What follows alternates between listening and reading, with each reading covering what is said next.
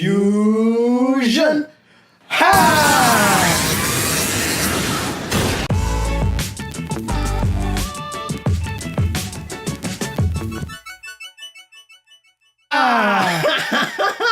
What's up, everybody? We just saw Dragon Ball, what is it, Super Brawly. I am not a big fan, but he is. He has another channel, Element 7.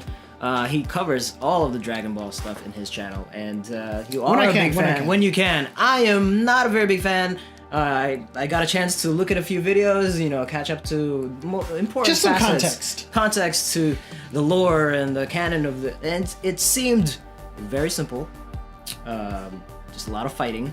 Yes. It seemed like there were numbers of episodes, like high number of episodes, just to cover one fight at some It time. exceeds that of Naruto. And so I kind of went in expecting that there would be more to the story of this movie, but my biggest takeaway is that it was just like 1 hour of like insane, epic, godlike fighting for which is what you really 1 hour. want. I think like 20 minutes was dedicated to a little bit of context and storytelling. I think overall they did a good job of catching everybody up. I mean, yeah, I thought it was cool. I mean, the story in the beginning was cool. I was like, oh, this is really cool, like how Vegeta's planet gets destroyed. But then after that, it was just like War of the Worlds or Clash of the Titans, so to speak, for like an hour. It was like an hour of fighting. They just transformed to like many different power levels after power levels. It was like the max power, another max. It was just like, the biggest theme in Dragon Ball is surpassing your limits. I feel like the biggest motivator for the battle here is a bit superficial, but there's a lot of context for Dragon Ball fans of old to look back at how Broly came to be and how he was non-canon. It's like I chalk it up to an old Star Wars universe character being brought into canon with the main movies. Breathtaking visuals, animation, godlike levels. It definitely delivered on like the epic scale of the fighting. I wasn't expecting like well choreographed martial arts or like choreographed sequences. Right. It was just a lot of like fast twitch, lightning, fast here and there. It was very, very fast paced, kind of insanity, just all over the place. Yeah. Explosions and lots of lasers, lots of fiery transformations, and it was just like one after the other. And I was really impressed of just the scale, not only the scale of the fights, but also how long the fights fucking take. Yeah. I swear, like, I think I sat in that theater and I was watching the same two people fight. Of course, they infused with Vegeta, Goku and Vegeta infused, and then the fight continues on.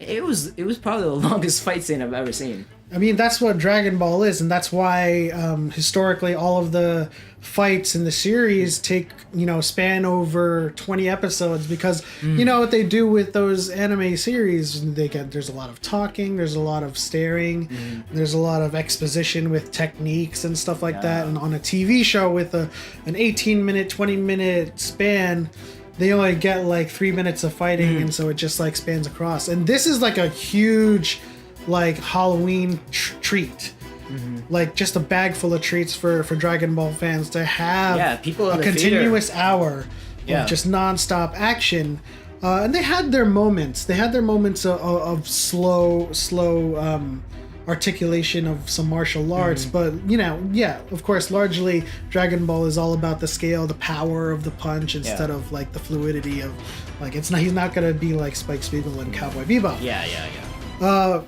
But yeah, I mean, I enjoyed it. Obviously, I'll have my review of that on my own channel. The link will be in the description, but this is largely coming from a non-Dragon Ball fan.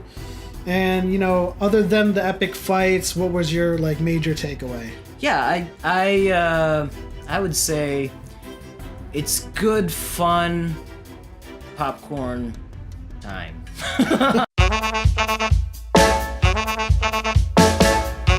It's good fun popcorn time, but I actually want to know a little bit more of the history of all the races and Yeah, all of this. Piccolo, it was just like, I've heard of his name before. He seems to be another race from another universe, another planet. The Namekians. And they're all like godlike warriors that just kind of come together and fight in these epic scales. And so that is really, really intriguing for me. This movie was, it was fun. It was fun popcorn flick,